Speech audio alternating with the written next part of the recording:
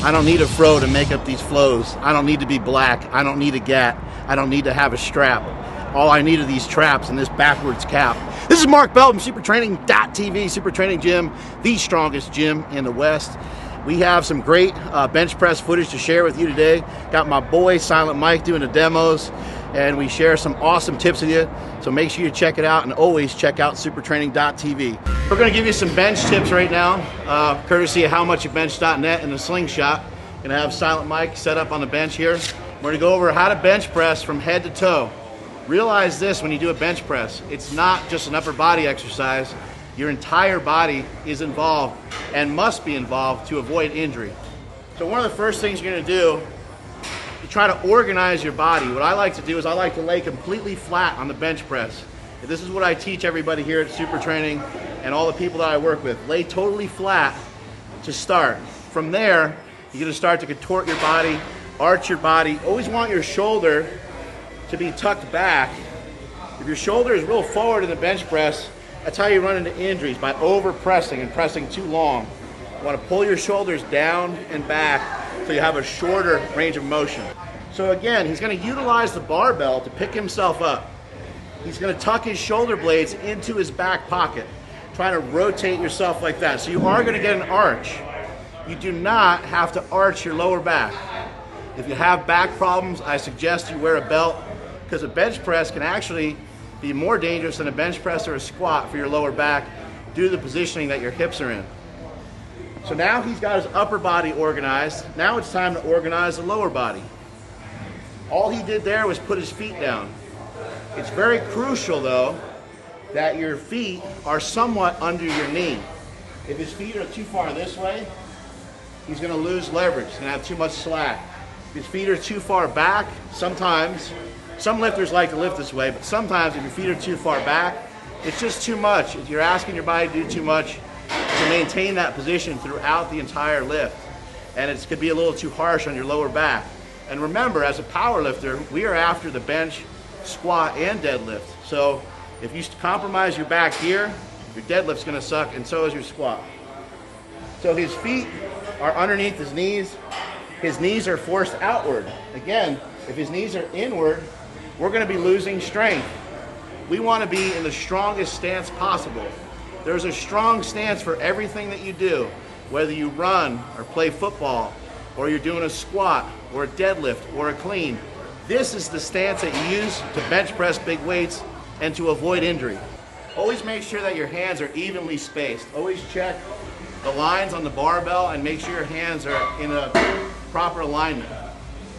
He's also now going to squeeze the bar as hard as he can. As he's squeezing the bar, he's not just going to push the bar up, he's going to pull the bar out and bring the weight out over his breasticles. Now he's got the weight over his sternum. Now he's going to bench for speed here. Driving the bar as fast and as hard as he can. How fast the bar actually moves is not a tremendous concern. What we're concerned with is applying as much force as possible. You're trying to apply as much force as possible to the barbell, even when you're utilizing lighter weights, so you're teaching your body how to accelerate. You can see here, we got the bands on here. The bands are also going to teach you to accelerate. The weights are lighter at the bottom, and they are heavier at the top. When the weights are lighter at the bottom, you're going to be able to accelerate harder and faster. You're also going to have tension throughout the entire range of motion. A few more small tips here on the bench press. Going to have Mike do one more set here so we can go over the elbow positioning, because the positioning of the elbows is crucial. Probably one of the biggest factors in the bench press. You hear a lot of talk on the interwebs of people talk, and the YouTubes, of people talking about how to get tight in the bench press. People talking about tucking your elbows in. And like, what the hell does that all mean, and what am I trying to do? In the bench press, when we're talking about getting tight, we're basically just talking about trying to utilize as much muscle as possible, so we're not only just using our shoulders. It'd be foolish to think that we can bench 500 pounds by just using our shoulders. You cannot. You're going to be able to bench press those real big weights and make constant improvements by utilizing your whole body. A lot of this is going to stem from how you move your elbows. His elbow his wrist and where the barbell is going to be should all be in alignment. The bar shouldn't be drifting too far this way, it shouldn't be drifting too far that way. His elbows shouldn't be tucked in so far that the bar's here. Again, we're losing power and we're not after that. If his elbows are too far this way, again, we're losing power. If I went up to you and tried to punch you like this, it wouldn't be very effective. Same thing if we didn't squeeze the barbell as hard as possible and I tried to punch you like this with my wrist all limp. Wouldn't hurt a whole lot, would it? So we're trying to create as much tension and get in the strongest position that we possibly can. So the elbows are going to come in slightly, especially towards the bottom. He's squeezing his lats, which is your upper back muscles back in here, which I can't really reach. They're back here somewhere. Those are the muscles that you're going to work when you do like a lat pull down or a chin up or a pull up.